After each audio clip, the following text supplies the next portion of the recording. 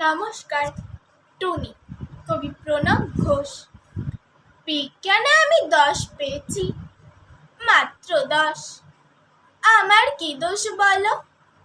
প্রশ্ন যে ছিল খুবই সহজ, উত্তরও ছিল জানা। ভাগ্য আমার সহায় ছিল না, পৌঁছতে হলো দেরি। নইলে আমি কি তেমন ছাত্রী বিজ্ঞানে ফেল করি? সকাল থেকে নানা অঘটন। জল খাবারে আসতো ডিম, রান্নার মাসি নিয়ম জানে না। ডিম খেতে নেই, কেননা গোল। অমলেট দিলে দোষ কেটে যেত, লেটার মার্কস পেতাম ঠিক। ভাগ্য আমার সহায় ছিল না, যেতে দেরি হলো অত্যাধিক। ঘর ছেড়ে যেই বেরোতে যাব, দাদু হেঁচে দিল হ্যাচ্চো। ঠাকুর মাতায় রেগে মেগে কাই। মাকে বললেন, অবাও মা, হাঁচি পড়ল, বেরোয় না যেন। টিক টিক টিক তক্ষুনি। মা বললেন, ঠিক আছে, একটু বসে যাবে টুনি।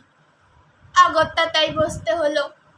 হাঁচির শব্দ যেই না কাটলো, চৌকাঠে পা আবার পড়লো বাঁধা। টুনি, ঘরে বসে যা, কপালে দিয়েছি দইয়ের ফোঁটা। হাতে বিপদ তারিণী, কোমরে ঝুলছে ঢাউস মাধুলি।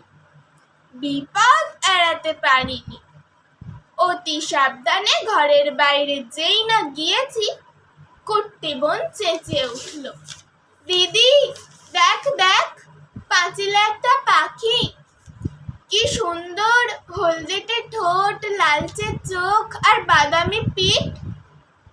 তাকিয়ে দেখি পাঁচিলে বসেছে। হায় হায়, ওটা এক শালিক। রিকশা কাকু দিচ্ছে তারা, কিন্তু যাওয়ার জো নেই। বাড়ির সবাই শালিক খুঁজছে। আয় রে শালিক আয়। আর এক শালিক না দেখে টুনি কি করে স্কুলে যায়? শালিক জুটলো অবশেষে, রিকশা ছুটলো খুব জোরে। আর দেরি নেই পৌঁছতে স্কুলে।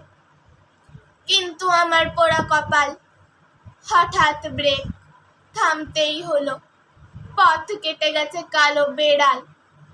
দেরির পরে আরো দেরি। দেরিতে গেলাম স্কুলে। সামনেই দেখি কি সর্বনাশ, বিজ্ঞান দিদিমণি। খুলে বললাম, রাগে গজ গজ, বসতে দিলেন ঘরে। মুক্তমনা দিদিমণি অনেক বকাঝকার পর প্রশ্নপত্র এগিয়ে দিলেন, খাতা দিলেন।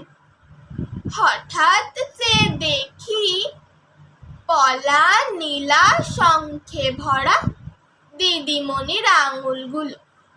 বিজ্ঞানে আমি 10 পেয়েছি, মাত্র 10। আমার কি দোষ বলো? নমস্কার।